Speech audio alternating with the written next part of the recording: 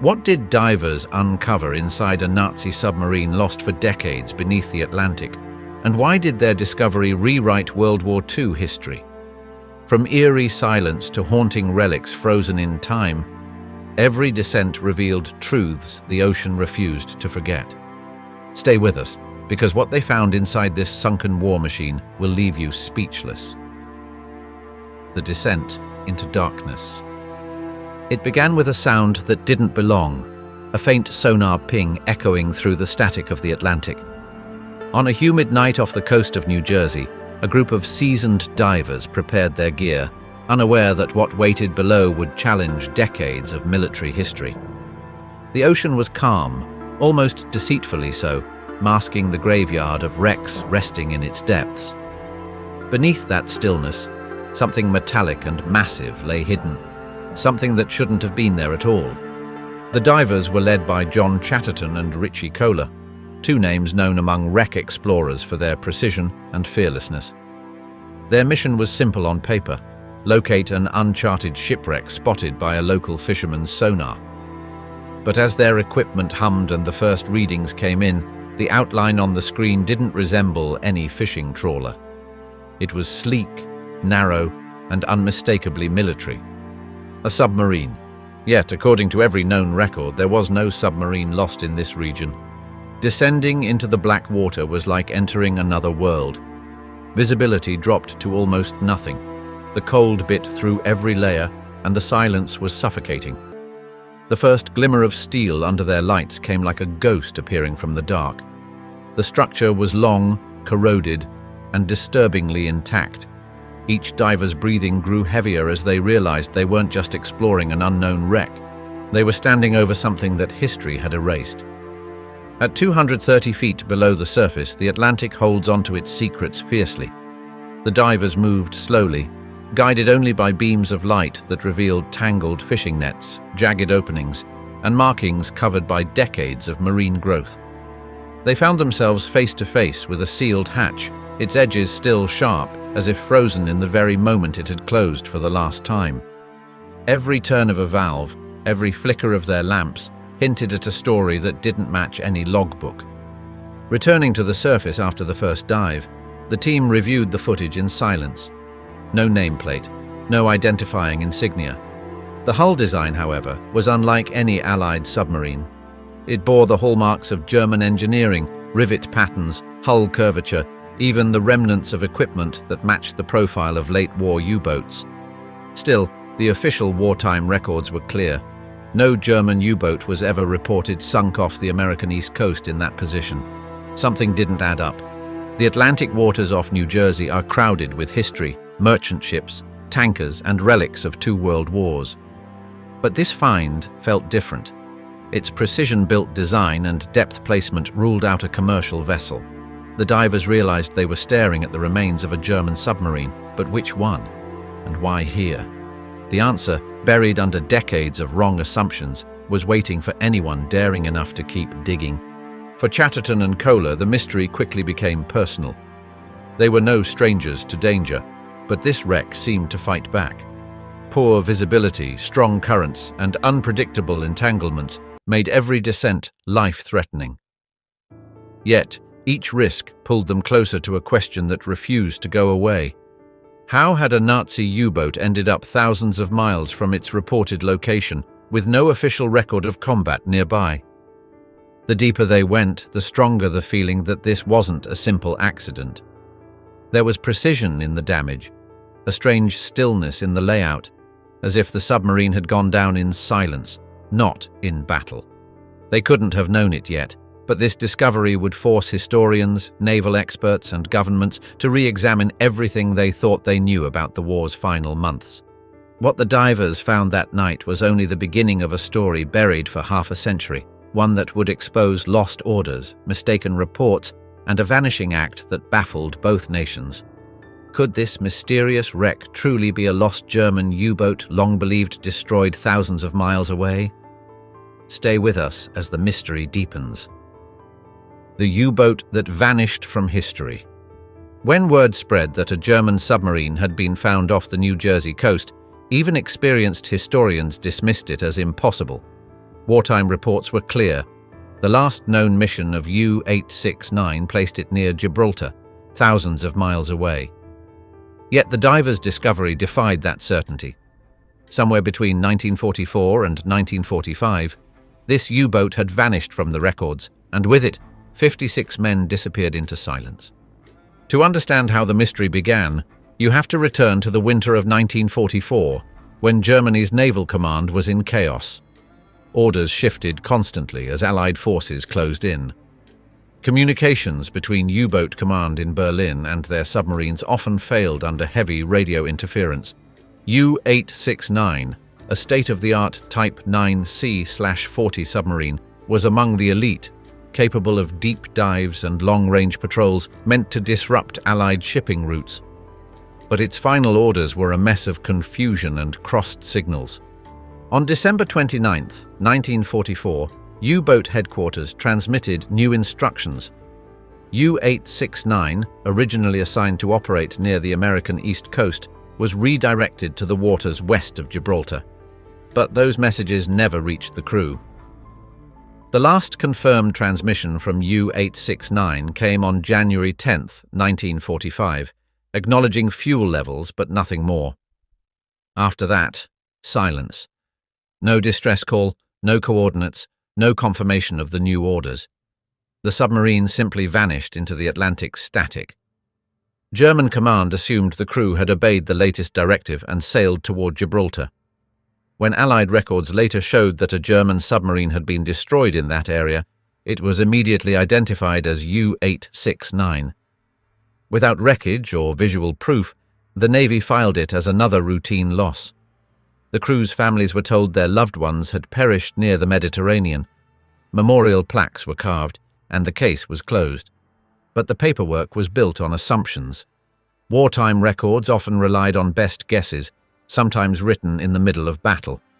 There were no photographs, no sonar confirmations, and no survivor testimonies. For decades, the story remained untouched. Few questioned it, until the divers' discovery in 1991 challenged every line of that official version. U-869 wasn't just another vessel in Hitler's submarine fleet. It represented a major technological leap in undersea warfare. Nearly 250 feet long, equipped with 6 torpedo tubes, it could travel thousands of miles without surfacing. The crew was handpicked, led by Captain Helmut Neuerberg, a man trained under Germany's most experienced naval officers. They were considered among the best. That made its disappearance even more baffling. How could such a sophisticated war machine simply vanish without a trace? The deeper researchers dug into U-boat archives, the more contradictions surfaced. Wartime logs listed multiple submarines with similar routes, leading to decades of mistaken identities. German naval codebooks destroyed at the war's end made verification nearly impossible. It was as if the ocean itself had conspired to keep the truth hidden. The divers' find off New Jersey forced historians to reconsider everything. The wreck's design matched the specifications of U-869 exactly, but if it wasn't near Gibraltar, that meant the boat had never received its final orders.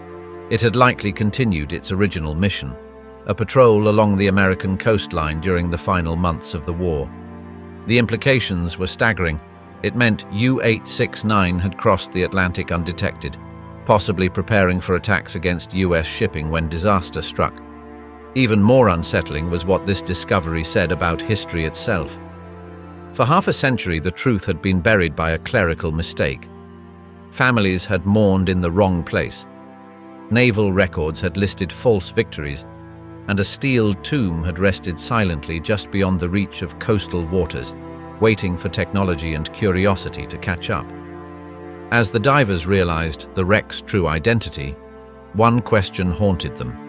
If this was indeed U-869, what exactly had gone wrong aboard it? Why had none of the 56 crewmen surfaced?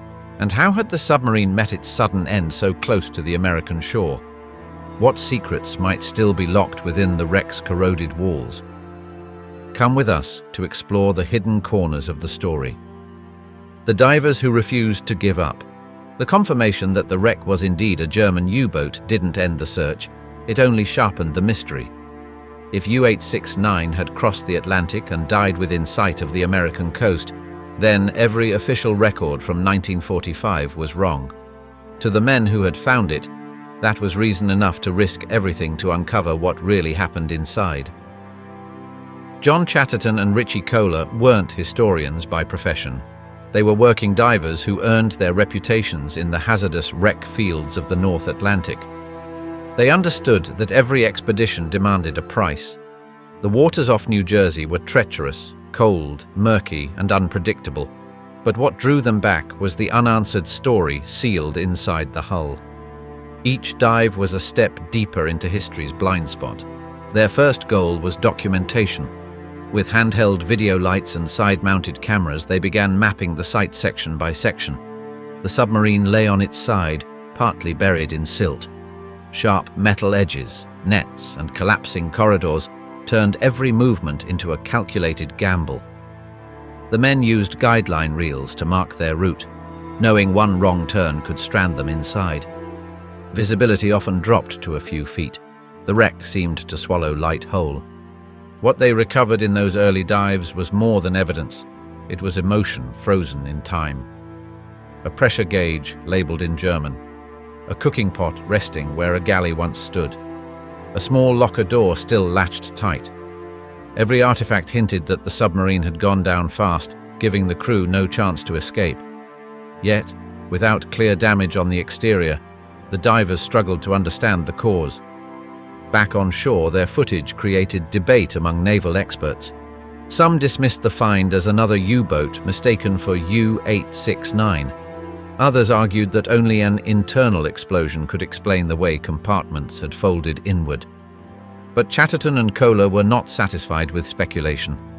They returned, dive after dive, determined to extract proof with their own hands.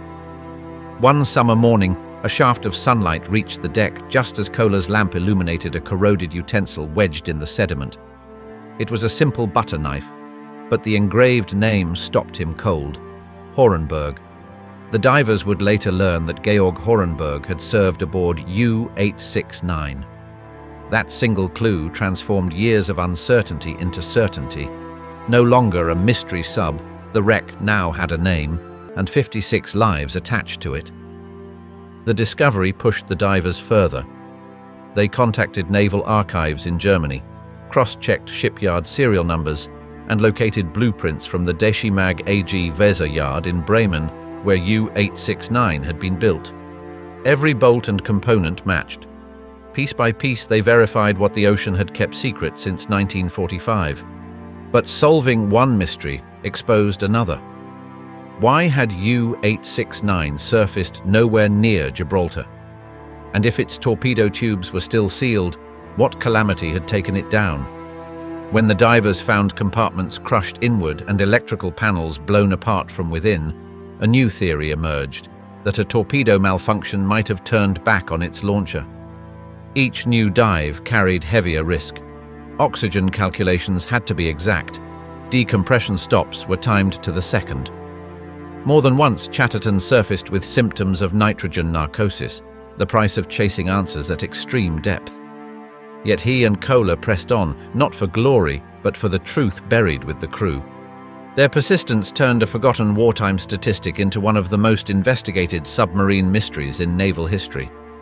The ocean had hidden its evidence for half a century, but human determination was finally prying it open. Somewhere inside that steel coffin lay the moment the mission ended, and the reason no man aboard survived to tell it. What unseen force within those walls sealed the fate of 56 sailors beneath the Atlantic? Let us guide you into what no one expected. A time capsule beneath the Atlantic. When the divers finally slipped through a narrow opening and entered the hull, they crossed the threshold from legend into lived reality. The water temperature dropped sharply. Even through thick suits, the cold pressed like stone. Their beams of light revealed a scene untouched since 1945. Not a battlefield, but a frozen moment of ordinary life interrupted by catastrophe. Inside, the submarine felt claustrophobic and strangely intact. Rows of bunks lined both sides of the corridor, each space smaller than a coffin. Some still held decaying bedrolls, their shape faintly preserving where a man once slept. Rust-coated lockers gaped open, releasing clouds of silt. In one corner lay a book whose pages had survived against all logic, the printed words warped yet visible under the divers' lamps. Time had drowned everything except memory. Moving forward, they reached what had once been the mess area.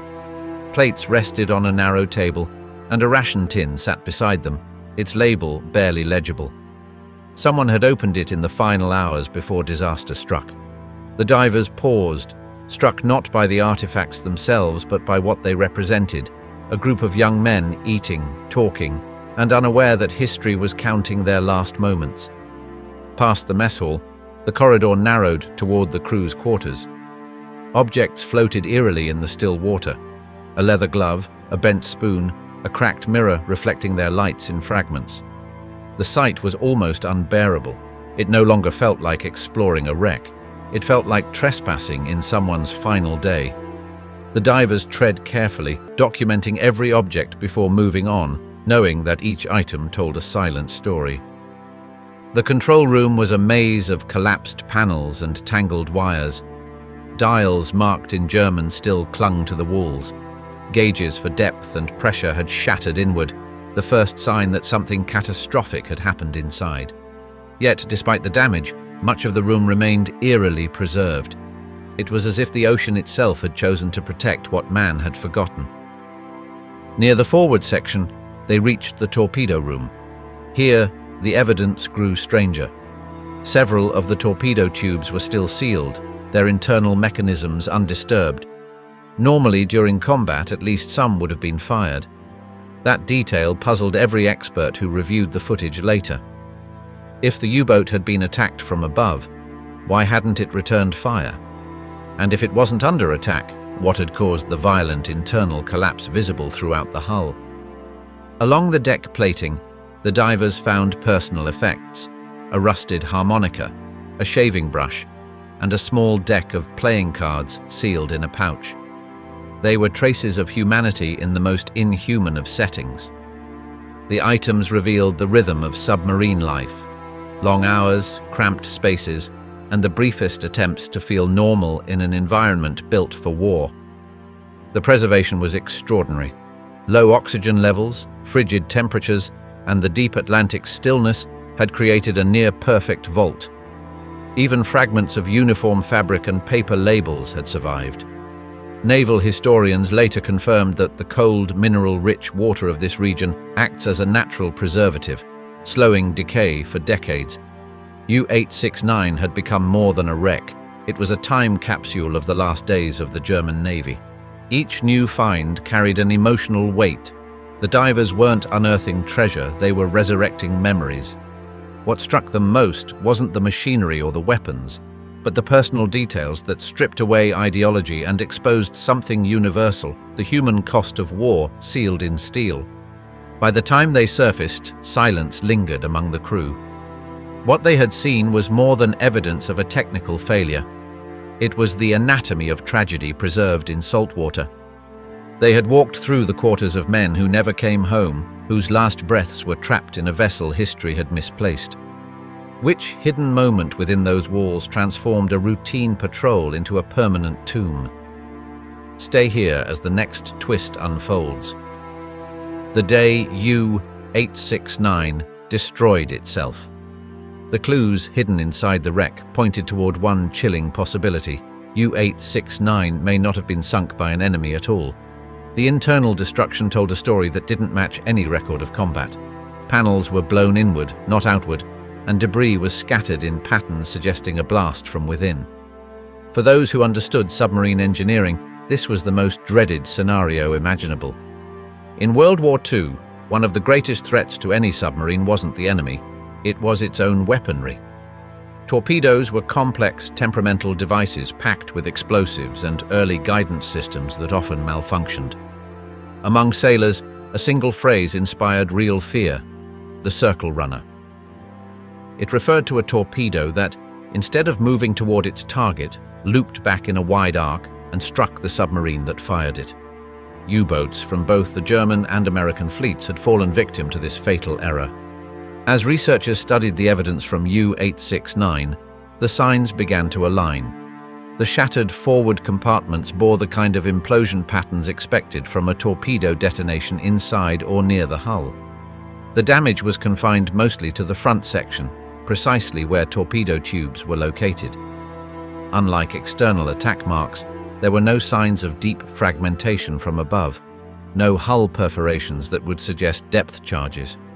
It looked like the submarine had been undone by its own technology. In the months after the divers' discovery, naval historians and ordnance experts reviewed underwater footage, engineering diagrams, and recovered fragments. Their consensus leaned toward one terrifying hypothesis. U-869's crew had been running a torpedo drill or possibly preparing to attack an Allied ship when the weapon's gyroscope malfunctioned. Instead of moving outward, it turned back in a deadly loop, detonating before the crew could react. The scenario was not unprecedented. Records show several U-boats lost under similar circumstances during the war. A single miscalculated launch, a jammed steering mechanism, or a defective magnetic detonator could instantly transform an offensive maneuver into suicide. For the men aboard, the explosion would have been instant and merciless. The forward compartment, housing the torpedo crew, would have taken the full force, collapsing the inner walls and flooding the submarine in seconds. Yet, not all experts agreed. The United States Navy's wartime archives contained a different story. According to official reports, 2 American destroyer escorts, the USS Howard D. Crowe and the USS Coiner, had detected a U-boat off the eastern coast on February 11, 1945. They recorded sonar contact, dropped depth charges, and claimed the kill. That incident was credited as the sinking of U-869. The Navy's version remained unchanged for decades. But the divers' discovery didn't fit that record. The coordinates of the wreck were significantly north of the reported attack zone, and the type of internal destruction didn't match a depth charge hit. Moreover, sealed torpedo tubes suggested the submarine had not been engaged in an active firefight. The more the evidence piled up, the more the Navy's claim seemed questionable. For Chatterton and Kohler, the debate wasn't about proving anyone wrong, it was about honoring accuracy. They knew that somewhere in the archives, errors had become accepted as truth. The divers' findings reignited a historical tug-of-war, one side defending the Navy's combat account, the other arguing for the self-inflicted Circle Runner tragedy. In the middle of that argument were the 56 men who never resurfaced. The divers felt a growing responsibility toward them. Their goal shifted from discovery to understanding. They wanted to know the final moments, whether panic filled the corridors, whether anyone had time to realize the torpedo had turned back, or if the end came so swiftly that none ever saw it coming. Years later, even as new data emerged, the question remained open. Each theory carried fragments of truth, but no absolute proof. The only certainty was that something went catastrophically wrong within seconds, leaving the submarine to settle quietly on the seabed, where it would rest undisturbed for nearly half a century. Could a hidden decision or unnoticed malfunction within that steel hull have turned a mission of war into an act of self-destruction? Stay with us as the secrets grow even darker. The mystery the ocean wouldn't let go. Even after years of research, the story of U-869 refused to settle into one version. Every new discovery seemed to raise more questions than it answered. The evidence underwater spoke of an inward explosion. The records on land insisted on a wartime kill. Between those two truths lay a silence the ocean would not break. As reports circulated, historians and naval analysts from both sides of the Atlantic revisited forgotten files. The U.S. Navy's after-action reports from February 1945 described destroyer escorts detecting a submarine off the American coast and launching depth charges until contact ceased. That mission was credited with sinking U-869, but the wreck's actual coordinates, 60 miles off New Jersey, didn't match the official chart. Even the depth and structural damage were inconsistent with a depth charge strike. Across the ocean, German archives offered no closure either. Wartime communication logs from 1945 showed chaos inside U-boat command. Messages were sent, cancelled, and reissued faster than submarines could acknowledge them. Some records even suggested that in the final months of the war, a number of U-boats had been redirected toward American waters for covert operations. Others hinted that entire communication sequences had gone missing. The further historians dug, the more it became clear. Much of what was written about U-869 had been guesswork turned into accepted fact. There were whispers of something larger, something hidden beneath the bureaucratic errors. Some theorized that U-869 had been on a classified mission to deliver materials or operatives to the US coast as part of a last-ditch effort by a collapsing regime. There were no surviving documents to prove it, but the location of the wreck made the idea difficult to dismiss. The divers, meanwhile, remained focused on what could be verified. Their footage showed the submarine lying at peace, its compartments sealed, its machinery stilled. Yet even in that silence, it felt as if the wreck carried a message, a reminder that history's records are often written in ink while truth rests in steel and salt water. Debate still surrounds U-869. The US Navy continues to uphold its wartime claim. Independent researchers, supported by the divers' evidence, lean toward the circle runner theory. Between them lies the murky territory of history's unknowns. What remains certain is that the ocean guarded this secret for 50 years, revealing it only when technology and persistence finally demanded answers. Which secret mission propelled a German submarine across the Atlantic, only for it to meet its end just off the American coast? Walk with us into the truth that was never meant to surface. The ocean remembers what we forget. Decades after U-869 vanished, the story that began as a wartime confusion had become one of history's most haunting rediscoveries. What the divers uncovered was not only a lost submarine, but a reminder that truth often drifts unseen until someone dares to search deep enough to find it. The wreck's confirmation reshaped naval history. For years, families of the crew believed their loved ones had perished near Gibraltar. Memorial plaques in Europe carried the wrong coordinates, built on paperwork written in haste as the war collapsed. When the truth emerged, it didn't erase their loss, but it gave it location, form, and dignity. Beneath the Atlantic, U-869 had not disappeared into myth. It had been waiting quietly in the silt, a steel tomb keeping its promise to remain whole until found. John Chatterton and Richie Kohler's discovery became more than a diving triumph. It showed how curiosity, skill, and endurance can restore pieces of history that bureaucracy had buried. Neither diver sought fame. They sought closure for themselves, for the families, and for the men whose final mission ended in silence. Their work turned what had once been a misfiled record into a tangible story of human perseverance. Inside the wreck, artifacts remained as if untouched by time. Letters, utensils, tools, all ordinary items now transformed into relics of lives suspended between duty and disaster. Each object reminded investigators that the men aboard were not symbols of ideology, but individuals trapped by the machinery of war. In death, they belonged not to a nation, but to the ocean itself. As historians revisited the war's closing months, the discovery of U-869 served as a case study in how miscommunication shaped countless wartime narratives. It revealed how a single wrong assumption could travel through generations unchallenged. The wreck's position off New Jersey proved that even in the most documented conflict in history, mysteries remain submerged just beyond the reach of certainty. Today, U-869 rests as a protected war grave. Divers who visit approach it with reverence, aware that they're entering a place where 56 young men met their fate in the final months of a lost war. The cold Atlantic still guards them, their submarine preserved as a monument not to victory or defeat, but to remembrance.